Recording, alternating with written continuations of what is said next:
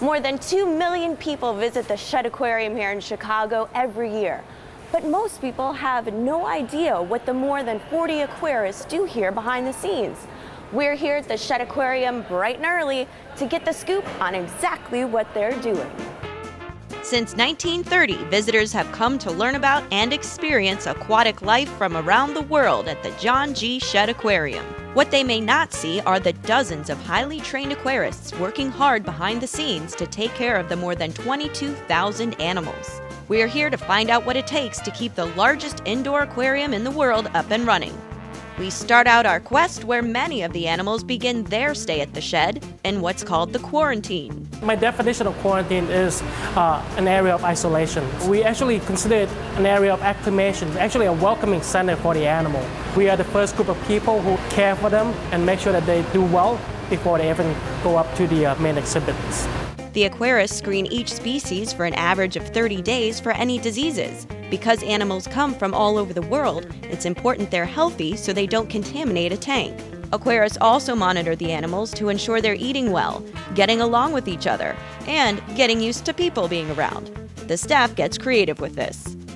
She's quite scared of the human when we go up there, so that's why we mock up a dive suit mannequin to get her used to seeing, human. So it's kind of like a scarecrow, but not meant to scare. It's like hey, you get used to me. I'm gonna be here all day long for you. Right. I'm here to take care of you. And is it working out for the shark? We just put him up a couple days ago. I would say within a week, the animal will be right on. Once the animals are given the seal of approval in quarantine, they are carefully moved into their new home. Once an animal is settled into an exhibit, ensuring they're healthy and happy in their home is the job of the rest of the crew. An important part of this is maintaining and caring for their habitats, along with things like checking water quality on a daily basis. This also means doing a little house cleaning. How many times a day do you do this? I do the window cleaning once a day, just to keep the water line looking nice and things like that. There are people watching Yep. us, I see, in here. Yes, there are. Does that make you nervous? At first, yeah. Everyone's watching it, so you're pretty much on exhibit when we're working here. But after a while, you just kind of tone everybody out on the outside. Because you're here today, I'm going to make you do my job for me. Okay. And so here's our tool of window cleaning. Representing a small tributary in the Amazon, this Hidden Connections gallery is the home of tetras, small turtles, and catfish.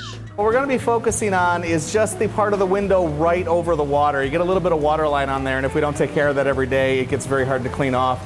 Now, Dan, I'm not gonna lie, I'm hot. Yes, it's warm. Especially because of the turtles, we have to make kind of mimic sunlight for them. In this hot and steamy environment, part of the challenge is keeping stable. I'm stuck. It's okay though.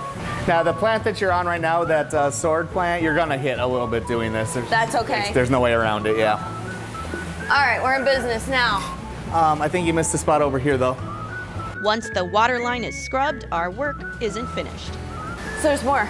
Yes, but this part's very easy. The last step is a window rinse, and the exhibit is now clean and crystal clear, which makes everyone happy. That's what it's like to clean an exhibit in the Amazon. Whew. Along with keeping the exhibits in pristine condition, feeding the animals at the shed is no easy task. We meet up with nutrition expert and senior aquarist Jim Watson in one of the shed's 3 food prep rooms. Nutrition is really important to the health of the animals, so we do spend a lot of time actually trying to improve and give the best possible nutrition to the animals as far as variety and types of food and quality of food. As he opens the massive refrigerator, we see what kind of variety he's talking about.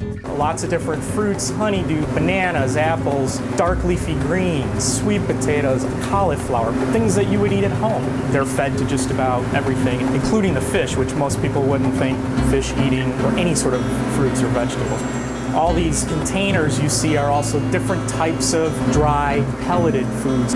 So it takes a lot of time during the course of a day for somebody actually to prepare all the food for the next day.